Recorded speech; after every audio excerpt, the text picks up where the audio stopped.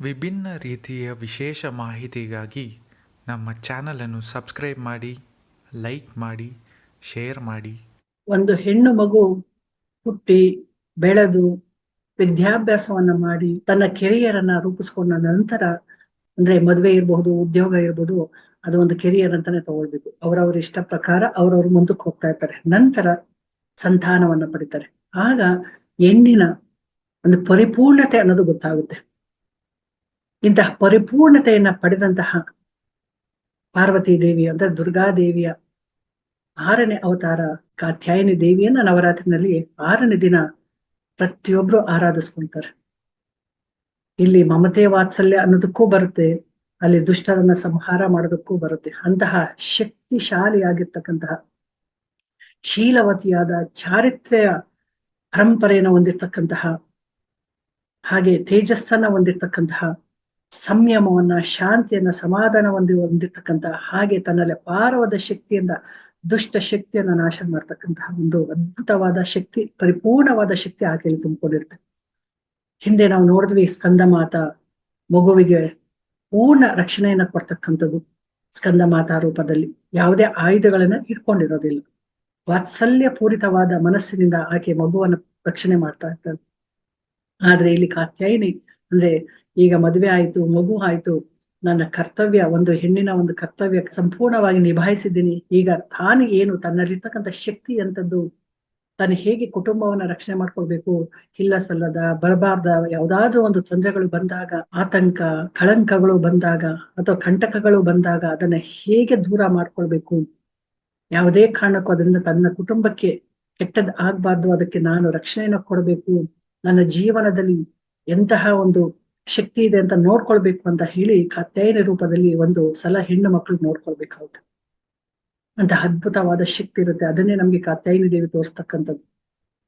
ಮಹಿಷಾಸುರ ಅನ್ನೋ ಒಂದು ರಾಕ್ಷಸನ ಅಟ್ಟಹಾಸ ಎಲ್ಲೇ ಮೀರಿದಾಗ ದೇವಾನು ದೇವತೆಗಳು ಆ ಉಪಟಳವನ್ನ ಸಹಿಸ್ಕೊಳಕ್ ಆಗದೆ ವಿಷ್ಣುವಿನ ಹತ್ರ ಹೋಗ್ತಾರೆ, ವಿಷ್ಣು ಬ್ರಹ್ಮನ ಹತ್ರ ಕರ್ಕೊಂಡು ಹೋಗ್ತಾರೆ, ಎಲ್ಲರೂ ಸೇರಿ ಶಿವನ ಹತ್ರ ಬರ್ತಾರೆ. ನಂತರ ಅವರೆಲ್ಲರೂ ಸಹ ತಾಯಿಯ ಮೊರೆ ಹೋಗ್ತಾರೆ. ಇಲ್ಲಿ ಕಾತ್ಯಾಯನ ಋಷಿಗಳು ಒಂದು ಸಲ ತಾಯಿಯನ್ನ ಕುರಿತು ತಪಸ್ಸನ್ನ ಮಾಡಿ ತನ್ನ ಮಗಳಾಗಿ ಹುಟ್ಟಬೇಕು ಅಂತ ಹೇಳಿ ಪ್ರಾರ್ಥನೆಯನ್ನ ಮಾಡಿರ್ತಾರೆ, ವರವನ್ನ ಪಡೆದಿರ್ತಾರೆ. ಅಂತಹ ಸಂದರ್ಭ ಯೋಗ ಒದಗಿ ಬಂದಿರುತ್ತೆ. ದೇವಾನು ದೇವತೆಗಳೆಲ್ಲರೂ ಸಹ ಕಾತ್ಯಾಯನ ಋಷಿ ಆಶ್ರಮದಲ್ಲಿ ಸೇರ್ತಾರೆ. ಎಲ್ಲರೂ ಸಹ ಸೇರಿ ಅವರ ಒಂದು ಕಣ್ಣಿನಿಂದ ಒಂದು ಕೋಪಾಗ್ನಿ, ರೋಷಾಗ್ನಿ ಅನ್ನೋ ಒಂದು ಕಿರಣ ಬರ್ತಾ ಇರುತ್ತೆ. ಅದೆಲ್ಲವೂ ಸಹ ಆಶ್ರಮದ ಒಂದು ಕಡೆ ಸೇರಿ ದೇವಾನು ದೇವತೆಗಳು ಸಹ ಅದೇ ದೃಷ್ಟಿಯಿಂದ ನೋಡಿದಾಗ ಎಲ್ಲ ಕಿರಣಗಳಲ್ಲಿ ಒಟ್ಟಾಗಿ ಅಲ್ಲಿ ಒಂದು ಜ್ವಾಲೆ ಅನ್ನೋದು ನಿರ್ಮಾಣ ಆಗುತ್ತೆ.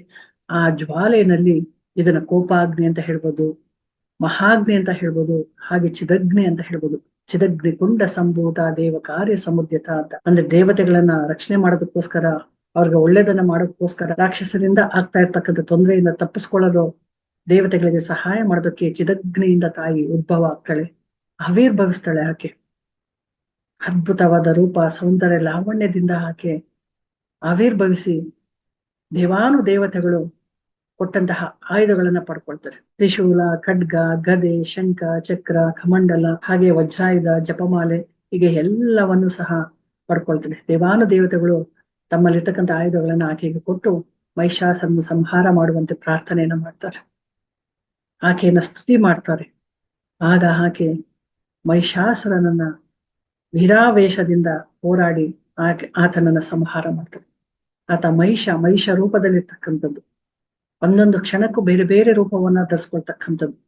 ಅದು ಯಕಶ್ಚಿತ್ ಹೆಣ್ಣು ಅಂತ ಹೇಳಿ ತುಚ್ಛವಾಗಿ ನೋಡಿರ್ತಕ್ಕಂಥದ್ದು. ಯಾರಿಂದಲೂ ತನಗೆ ಸಾವು ಬರಬಾರ್ದು ಅಂತ ಹೇಳಿ ಕೇಳಿರ್ತಾನೆ, ಆದ್ರೆ ಹೆಣ್ಣಿನಿಂದ ಬರಬಾರ್ದು ಅನ್ನೋದು ಕೇಳೋದು ಮರ್ತೋಗ್ತಾನೆ. ಯಾಕಂದ್ರೆ ಹೆಣ್ಣು ಅಂತಂದ್ರೆ ಅಷ್ಟು ಹಗುರ, ಕೇವಲ ಅಂತ ಹೇಳಿ ತುಚ್ಛವಾಗಿ ನೋಡಿರ್ತಾನೆ, ಅದನ್ನ ಕೇಳೋದೇ ಇಲ್ಲ. ಹೆಣ್ಣಿಗೆ ಶಕ್ತಿ ಇರೋದಿಲ್ಲ, ಆಕೆ ಸುಕೋಮಲೆ ಅಂತ ಅನ್ಕೊಂಡ್ಬಿಟ್ಟಿರ್ತಾರೆ. ಸೊ ಹಾಗಾಗಿ ಹೆಣ್ಣಿಗೆ ಎಷ್ಟೊಂದು ಶಕ್ತಿ ಇದೆ. ಹೆಣ್ಣಲ್ಲಿ ಅದ್ಭುತವಾದ ಶಕ್ತಿ ಇರುತ್ತೆ, ಸಾಮರ್ಥ್ಯ ಇರುತ್ತೆ. ದುಷ್ಟರು ಬಂದಾಗ, ಮನೆಗೆ ಕುಟುಂಬಕ್ಕೆ ತೊಂದರೆ ಆದಾಗ ಆ ಹೆಣ್ಣು ಕಾಳಿಯಾಗಿ ನಿಲ್ತಾಳೆ, ಕಾತ್ಯಾಯಿನಿಯಾಗಿ ನಿಂತು ಆ ಮನೆಯನ್ನ ರಕ್ಷಣೆ ಮಾಡ್ತಾಳೆ, ಎಲ್ಲರನ್ನು ರಕ್ಷಿಸ್ತಾಳೆ. ಮನೆಯಲ್ಲಿ ಯಾವುದೇ ರೀತಿಯ ಗಲಭೆಗಳು, ಗೊಂದಲಗಳು ಅಥವಾ ತೊಂದರೆಗಳು ಆಗದೆ ಇರೋ ರೀತಿಯಲ್ಲಿ, ಯಾರ ದುಷ್ಟ ಶಕ್ತಿಯಿಂದ, ನಕಾರಾತ್ಮಕವಾದ ಶಕ್ತಿಯಿಂದ, ದುಷ್ಟರಿಂದ ತೊಂದರೆ ಆಗ್ಬಾರ್ದು ಅಂತ ಒಂಟಿ ಕಾಲಲ್ಲಿ ನಿಂತು ಎಲ್ಲರನ್ನ ರಕ್ಷಣೆ ಮಾಡ್ತಾರೆ. ಅಷ್ಟು ಸ್ಥೈರ್ಯ, ಧೈರ್ಯ ಇರುತ್ತೆ. ಕಾತ್ಯಾಯನಿ ದೇವಿನ ಆರಾಧನೆ ಮಾಡೋರಿಗೆ ಎಲ್ಲ ಶಕ್ತಿಯು ಸಹ ಬಂದ್ಬಿಡುತ್ತೆ. ಹೆಣ್ಣಿಗೆ ಒಳಗಡೆ ಅಂತ ಶಕ್ತಿ ಇರುತ್ತೆ. ಎಷ್ಟು ಕೋಮಲಿಗೆ ಆದ್ರೂ ಸಹ, ಎಷ್ಟು ಸೂಕ್ಷ್ಮವತಿ ಆದ್ರೂ ಸಹ, ಶಾರೀರಿಕವಾಗಿ ಆಕೆ ದುರ್ಬಲ ಆಗಿದ್ರು ಸಹ ಮಾನಸಿಕವಾಗಿ ಅತ್ಯದ್ಭುತವಾದ ಶಕ್ತಿನ ಹೊಂದಿರ್ತಾರೆ. ಹಾಗಾಗಿ ಹೆಣ್ಣು ಒಲಿದರೆ ನಾರಿ, ಮುರಿದರೆ ಮಾರಿ ಅಂತ ಅನ್ನೋ ಒಂದು ಮಾತಿಗೆ ಖಂಡಿತವಾಗ್ಲು ಈ ಒಂದು ಅತ್ಯದ್ಭುತವಾದ ಶಕ್ತಿಯನ್ನ ನಾವು ನೋಡಬಹುದು. ಆದ್ರೆ ಇದನ್ನು ಯಾವುದೇ ಕಾರಣಕ್ಕೂ ಕೆಟ್ಟದ್ದಕ್ಕೆ ಬಳಸ್ಕೊಳ್ಬಾರ್ದು. ಮನೆಯನ್ನ ಒಡೆಯೋದಕ್ಕೆ ಬಳಸಬಾರ್ದು. ಮನೆಯಲ್ಲಿ ಬೇರೆಯವ್ರನ್ನ ತುಚ್ಛವಾಗಿ ನೋಡೋದಕ್ಕೆ ಬಳಸ್ಕೊಳ್ಬಾರ್ದು. ಆ ಶಕ್ತಿಯನ್ನ ಅದನ್ನ ರಕ್ಷಣೆ ಮಾಡ್ಕೊಳ್ಳೋಕೋಸ್ಕರ ಅದನ್ನ ಬಳಸಬೇಕಾಗುತ್ತೆ. ಅಂತಹ ಅಪಾರವಾದ ಪಾತಿವ್ರತ್ಯವನ್ನ, ಶೀಲತೆಯನ್ನ, ಚಾರಿತ್ರ್ಯನ ಹೆಣ್ಮಕ್ಳು ಹೊಂದಿರ್ಬೇಕಾಗುತ್ತೆ. ಆಗ ಆಕೆ ಅದ್ಭುತವಾದ ಶಕ್ತಿಯನ್ನ ಕೊಡ್ತಾಳೆ. ಯಾಕಂದ್ರೆ ಆಕೆ ಸೌಮ್ಯ ಸ್ವರೂಪಿಣಿ, ಶಾಂತಿ ಸ್ವರೂಪಿಣಿ. ಯಾರೆಲ್ಲ ಭಕ್ತರು ಆಕೆನ ಆರಾಧನೆ ಮಾಡ್ತಾರೋ, ತಮ್ಮನ್ನ ರಕ್ಷಣೆ ಮಾಡಿ ಅಂತ ಹೇಳಿ ಅವರೆಲ್ಲರ ಜೊತೆ ಆಕೆ ಬಂದಿರ್ತಕ್ಕಂಥದ್ದು. ಆಕೆ ಸದ್ಗುಣಶಾಲಿ ಆಗಿರೋದ್ರಿಂದ ಅಪಾರವಾದ ಬುದ್ಧಿವಂತಿಕೆಯನ್ನ, ಜ್ಞಾನವನ್ನ ಕೊಡ್ತಾಳೆ. ಶತ್ರು ನಾಶ ಮಾಡೋದಕ್ಕೆ, ದುಷ್ಟ ಸಂಹಾರ ಮಾಡೋದಕ್ಕೆ ಆಕೆಯೇ ಸ್ವತಃ ಆ ಹೆಣ್ಣು ಮಕ್ಕಳಲ್ಲಿ ನಿಂತು ಅವರನ್ನ ರಕ್ಷಿಸಿ ಅವರನ್ನ ಸಂಹಾರ ಮಾಡ್ತಕ್ಕಂಥದ್ದು.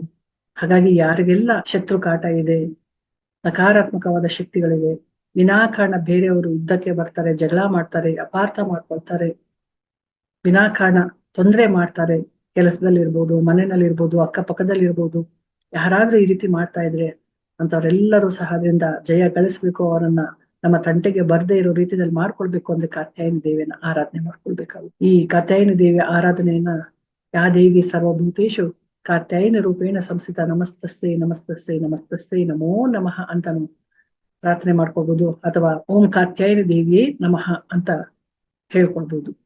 ಈ ರೀತಿ ಯಾವಾಗ ಭಯ ಇರುತ್ತೋ, ಧೈರ್ಯ ಬೇಕು ಅಂತ ಬಯಸ್ತಾರೋ ಅಂತ ಸಂದರ್ಭದಲ್ಲೆಲ್ಲ ಕಾತ್ಯಾಯನಿ ದೇವಿಯನ್ನ ಆರಾಧನೆ ಮಾಡ್ಕೊಳ್ಳಿ.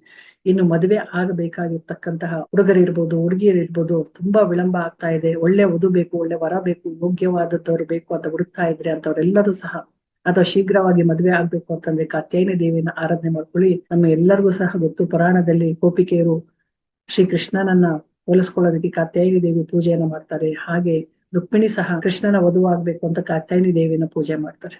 ಪುರಾಣಗಳಲ್ಲಿ ಇಷ್ಟೊಂದು ಉಲ್ಲೇಖ ಇರ್ಬೇಕಾದ್ರೆ, ಮದುವೆ ಆಗದು ತಡ ಆಗ್ತಾ ಇದೆ, ಮದುವೆಗೆ ಯೋಗ್ಯ ವರ ವಧು ಬೇಕು ಅಂತ ಬಯಸ್ತಾ ಇದ್ರೆ ಎಲ್ಲರೂ ಕಾತ್ಯಾಯನಿ ದೇವಿಯ ಪೂಜೆಯನ್ನ ಮಾಡ್ಕೊಳ್ಬೇಕು. ಇದು ಯಾವುದು ಸುಮ್ಮನೆ ಅಲ್ಲ, ಅಂತ ಅಪರಿಮಿತವಾದ ಶಕ್ತಿ ಆ ದೇವಿಯಲ್ಲಿ ಇರೋದ್ರಿಂದ ಅಂತಹ ಪೂಜೆ ಮಾಡ್ಕೊಳ್ಳೋದ್ರಿಂದ ಆಗ್ಬೇಕಾಗಿದ್ದ ಎಲ್ಲದೂ ಒಳ್ಳೇದಾಗುತ್ತೆ. ಜೊತೆಗೆ ಗಂಡ ಹೆಂಡತಿಯರ ಮಧ್ಯೆ ಮೂರನೇ ವ್ಯಕ್ತಿ ಪ್ರವೇಶ ಆಗಿ ಮನಸ್ಸು ಘಾಸಿ ಆಗಿ ಯಾರಿಗೂ ಹೇಳ್ಕೊಳಕ್ ಆಗ್ತಾ ಇಲ್ಲ, ಅನುಸರಿಸ್ಕೊಂಡು ಹೋಗಕ್ಕಾಗ್ತಾ ಇಲ್ಲ, ಇಂತಹ ಕೆಟ್ಟ ಬುದ್ಧಿ ಅವರಲ್ಲಿ ಇರಬಾರ್ದು. ಅದು ಹೆಂಡತಿಯಲ್ಲಿರ್ಬೋದು, ಗಂಡನಲ್ಲಿರ್ಬೋದು. ಬೇರೆ ರೀತಿಯ ಒಂದು ಕೆಟ್ಟ ಹವ್ಯಾಸಗಳು, ಕೆಟ್ಟ ಆಲೋಚನೆಗಳು, ಆಕರ್ಷಣೆಗಳು ಇದ್ದಾಗ ಕಾತ್ಯಾಯನಿ ದೇವಿಯನ್ನ ಆರಾಧನೆ ಮಾಡ್ಕೊಂಡ್ರೆ ಅಂತಹ ಮೂರನೇ ವ್ಯಕ್ತಿಯಿಂದ ಆಗ್ತಕ್ಕಂಥ ತೊಂದರೆಗಳು ಕಡಿಮೆ ಆಗುತ್ತೆ. ಯಾರಿಗೆಲ್ಲ ಕುಟುಂಬ ಸೌಖ್ಯವಾಗಿರ್ಬೇಕು, ಸಂಸಾರದ ಗುಟ್ಟು ವ್ಯಾಧಿ ರೆಟ್ಟು ಆಗಬಾರ್ದು, ಜೊತೆಲಿರ್ಬೇಕು, ಡಿವೋರ್ಸ್ ಆಗ್ಬಾರ್ದು, ದೂರ ದೂರ ಇರಬಾರ್ದು, ಗಂಡ ಹೆಂಡತಿ ಒಟ್ಟಿಗೆ ಪ್ರೀತಿಯಿಂದ ಇರಬೇಕು ಅಂತ ಆಲೋಚನೆ ಮಾಡ್ತಾ ಇರ್ತಾರೋ ಅಂತವರೆಲ್ಲರೂ ಸಹ ಕಾತ್ಯಾಯನಿ ದೇವಿಯನ್ನ ಪೂಜೆ ಮಾಡ್ಕೊಳ್ಬೇಕು. 6ನೇ ದಿನ ತುಂಬಾ ವಿಶೇಷವಾಗಿರ್ತಕ್ಕಂಥದ್ದು. ಪ್ರತಿ ಒಂದು ಮನೆಯಲ್ಲೂ ಸಹ ಕಾತ್ಯಾಯನಿ ದೇವಿಯ ಆರಾಧನೆ ಮಾಡ್ಕೊಳ್ಬೇಕು. ಯಾಕಂದ್ರೆ ಒಂದಷ್ಟು ವರ್ಷ ಆದ್ಮೇಲೆ ತಾನೇ ಇಂತಹ ಸಮಸ್ಯೆಗಳೆಲ್ಲ ಶುರು ಆಗೋದು. ಮದುವೆ ಆದಾಗ ಪ್ರೀತಿ ಇರುತ್ತೆ, ಮಗು ಆಗುವಾಗ ಪ್ರೀತಿ ಇರುತ್ತೆ, ಮಗು ಆಗಿ ಬೆಳಿತಾ ಬೆಳಿತಾ ಮನೆಯಲ್ಲಿ ಇಲ್ಲ ಸಲ್ಲದೆಲ್ಲ ಮಾಡಕ್ಕೆ ಶುರು ಮಾಡ್ತಾರೆ. ಎಷ್ಟೊಂದು ಜನ ಮನೆಗಳಲ್ಲಿ ಇದೇ ನಡೀತಾ ಇರ್ತದೆ. ಅಂತವ್ರೆಲ್ಲರೂ ಸಹ ಆ ರೀತಿ ತೊಂದರೆ ಆಗ್ಬಾರ್ದು, ಮಾನಸಿಕ ಹಿಂಸೆ ಅನುಭವಿಸ್ಬಾರ್ದು, ಗಂಡನನ್ನಾಗ್ಲಿ ಹೆಂಡತಿಯನ್ನಾಗ್ಲಿ ಬೇರೆಯವರ ಆಕರ್ಷಣೆ ಮಾಡ್ಕೊಳ್ಬಾರ್ದು, ಬೇರೆಯವರ ಮೋಹಕ್ಕೆ ಒಳಗಾಗ್ಬಾರ್ದು. ನಮ್ಮ ಕುಟುಂಬ ಸೌಖ್ಯವಾಗಿರ್ಬೇಕು, ನಮ್ಮ ಮಕ್ಕಳಿಗೆ ತಾಯಿ ಇರ್ಬೇಕು, ತಂದೆ ಇರ್ಬೇಕು, ಎಲ್ಲರೂ ಒಟ್ಟಾಗಿ ಚೆನ್ನಾಗಿರ್ಬೇಕು ಅಂತ ಬಯಸೋರೆಲ್ಲರೂ ಸಹ ಕಾತ್ಯಾಯನಿ ದೇವಿಯನ್ನ ಆರಾಧನೆ ಮಾಡಿ. ಇನ್ನು ಇವತ್ತಿನ ದಿನ 16 ಲವಂಗಗಳನ್ನ ತಗೊಂಡು ಪಚ್ಚ ಕರ್ಪೂರದ ಜೊತೆ ಅದನ್ನ ದೇವಿಗೆ ಆರತಿ ಮಾಡಿ ಮನೇಲೆಲ್ಲ ತೋರಿಸಿ, ಇರ್ತಕ್ಕಂಥ ನಕಾರಾತ್ಮಕವಾದ ಶಕ್ತಿಗಳು, ಬೇರೆಯವರಿಂದ ಆಗ್ತಕ್ಕಂಥ ಗಂಡ ಹೆಂಡತಿ ಮಧ್ಯೆ ಬರ್ತಕ್ಕಂತಹವರು ಅವ್ರು ತನ್ನ ತಾನಾಗಿ ಬಿಟ್ಟು ಹೋಗ್ಬೇಕು. ಆ ರೀತಿ ಪ್ರಾರ್ಥನೆಯನ್ನ ಮಾಡ್ಕೊಳ್ಳಿ. ನಿಮ್ಮ ಭಕ್ತಿ, ನಿಮ್ಮ ಶ್ರದ್ಧೆ, ನೀವು ಎಷ್ಟು ಬಯಸ್ತಾ ಇದ್ದೀರಾ ಅನ್ನೋದ್ರ ಮೇಲೆ ಆ ಪರಮೇಶ್ವರಿ ಎಲ್ಲವನ್ನ ಒಳ್ಳೇದ್ ಮಾಡ್ತಾಳೆ. ಯಾರಿಗೆಲ್ಲ ಇಂಥ ಸಮಸ್ಯೆ ಇದೆಯೋ, ನಾವಂತೂ ತುಂಬಾ ಕೇಳಿದೀವಿ, ತುಂಬಾ ಅಫೈರ್ಸ್ ಇರುತ್ತೆ ಎಷ್ಟೊಂದು ಜನಕ್ಕೆ, ಅಂತದ್ದೆಲ್ಲ ದೂರ ಮಾಡ್ಕೊಳ್ಬೇಕು ಅನ್ನೋದಾದ್ರೆ ಕಾತ್ಯಾಯನಿ ದೇವಿಯನ್ನ ಆರಾಧನೆ ಮಾಡ್ಕೊಂಡು ಮಾನಸಿಕವಾಗಿ ಅವರ ಮೇಲೆ ಯುದ್ಧವನ್ನ ಮಾಡಿ, ಜೊತೆಗೆ ಕ್ಷಮಿಸಬೇಡಿ ಅಂತವ್ರು, ಆಗ ಸರಿ ಹೋಗ್ಬಿಡುತ್ತೆ. ಯಾವುದೇ ರೀತಿಯ ದ್ವೇಷವನ್ನ ಇಟ್ಕೊಳಕ್ ಹೋಗ್ಬಾರ್ದು. ಸರಿ ಮಾಡ್ಕೊಳ್ಳುವ ನಿಟ್ಟಿನಲ್ಲಿ ಇದೆಲ್ಲ ಪ್ರಯತ್ನಗಳನ್ನ ಮಾಡಿ ತುಂಬಾ ಒಳ್ಳೇದಾಗುತ್ತೆ.